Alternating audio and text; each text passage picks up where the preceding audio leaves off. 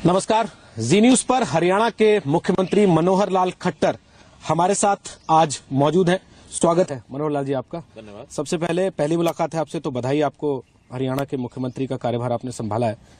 और एक चीज ये कि क्या आपको कहीं लग रहा है कि जिस नोट के साथ 1 महीने बाद एक सीएम को नए जो पहली बार बना हो इंटरव्यू देने आना चाहिए, वो कहीं ना कहीं थोड़ा सा उस पर छाया पड़ गई? रामपाल के आश्रम में जो कुछ हुआ, सतलोक आश्रम में जो हुआ, तो जितनी वाहवाही आपको मिलनी चाहिए थी उतनी मिली नहीं। नहीं, मैं ऐसा नहीं मानता कि भी कोई रामपाल ऑपरेशन की कोई छाया पड़ गई और मुझे वाहवाही मिलनी नहीं मिली। असल में वाहवा के लिए मैं काम भी नहीं करता। एक दायित्व मिला है, उस दायित्व का 2.5 करोड़ हरियाणा की जनता को मैं लाभ पहुंचा सकूं, उनके हित में कुछ काम कर सकूं, ये मेरा दायित्व है। इसके कारण से मुझे कोई वाहवाही मिलनी चाहिए नहीं मिलनी चाहिए, मैंने कभी चिंता नहीं की। लेकिन पहली चुनौती ऐसी आ खड़ी हुई जिसमें लोगों ने सीधे सीधे कहा कि सरकार ढीली थी, कोर्ट ने फटकार लगाई, तब सरकार ने काम किया। कोर्ट के फटकार लगाने का विषय भी नहीं था, क्योंकि ठीक है 26 अक्टूबर को शपथ हुई और 26 अक्टूबर को शपथ होने के बाद इन सब विषयों की मुझे को बहुत जानकारी भी नहीं थी कि अभी कौन से विषय कोर्ट में चल रहे हैं, कौन से आएंगे कौन से नहीं आएंगे। सहज तरीके से वो 4-5-6 दिन में एक विषय आ गया और विषय इतना गंभीर था, इसकी जानकारी मुझे भी नहीं थी। एक प्रकार से कोर्ट की अवहेलना की है, तो निश्चित रूप से उनको आना ही चाहिए। तो हमने सारी रणनीति बनाई कि कोर्ट में लाने का हम अपनी ओर से पूरा प्रयत्न करेंगे। और अंतोगत जो हमारा उद्देश्य था कि बिना किसी निर्दोष व्यक्ति को कोई हानि पहुंचे, उसके बिना ही हम उसको कोर्ट में लाएंगे, हम लेके आए। पर एक आदमी जो एक आश्रम चला रहा है एक राज्य में छोटा सा, वो पूरी सरकार को बंधक बनाकर रखता है, करीब 2 हफ्ते तक बंधक बनाकर रखता है और 26-27 करोड़ रुपए लग जाते हैं उसको वहां से उठाकर अदालत में पेश करने में। आपके विपक्ष के लोग, विरोध के लोग, वो सब ये कह रहे हैं कि सरकार फेल हो गई।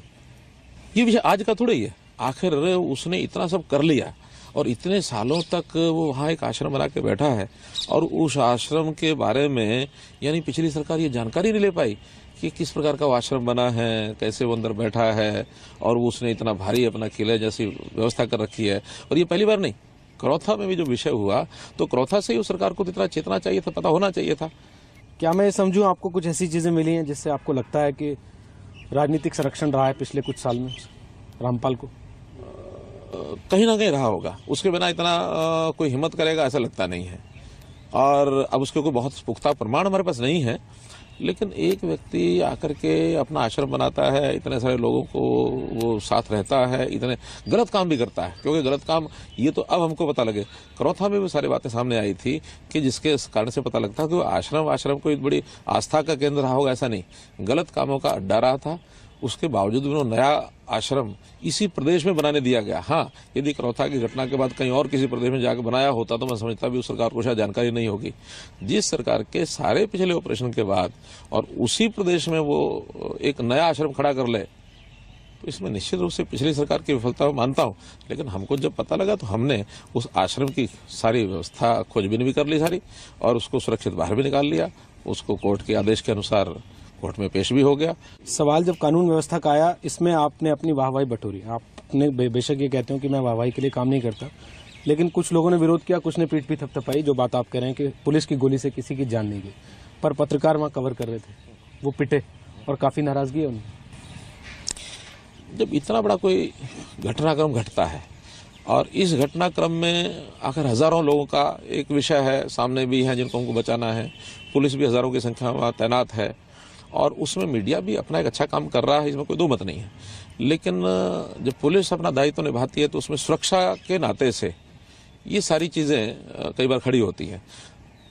हमने मीडिया कर्मियों को देखा है, बहुत बार काम करते हुए भी वो अपनी जान पर भी खेल जाते हैं, रिस्क भी लेते हैं, और रिस्क लेने के बाद ऐसे ऐसे जगह पर पहुंचते हैं कि जहाँ खतरा भी होता है। अब उस खतरे से उनको बचाया जा सके, पुलिस अपना दायित्व निर्वहन करती है।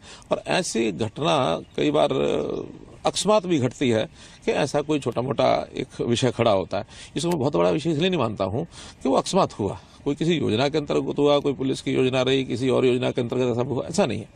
एक घटना अकस्मात हुई, और वो जब अकस्मात होती है तो क्यों हुई, किसके पार्ट पर हुई, ये महत्वपूर्ण होता है। बाद में जब वो ऐसे माहौल में जब बढ़ती है तो उसको रोकना यही काम होता है। तो पुलिस ने रोका भी है, ऐसा बात थोड़े क्षण में हुआ। कुछ पुलिसकर्मियों को चोटें आई, कैमरा भी टूटा, पुलिस के लोगों को भी बहुत चोटें आई है। अपने मीडिया कर्मियों को जो चोट लगी, उनका कैमरा टूटा, तो इसकी हम भरपाई भी करेंगे। उसके लिए हमने इलाज भी कराया, सारी व्यवस्था हमने ध्यान रखी है। हमारा जो OSD मीडिया उनको हम तुरंत भेजा, तो फिर भी जांच बैठाई है। उस जांच के अंदर यदि किसी पुलिसकर्मी ने अपनी सीमा से बढ़कर के कुछ किया होगा, हम उसका निश्चित रूप से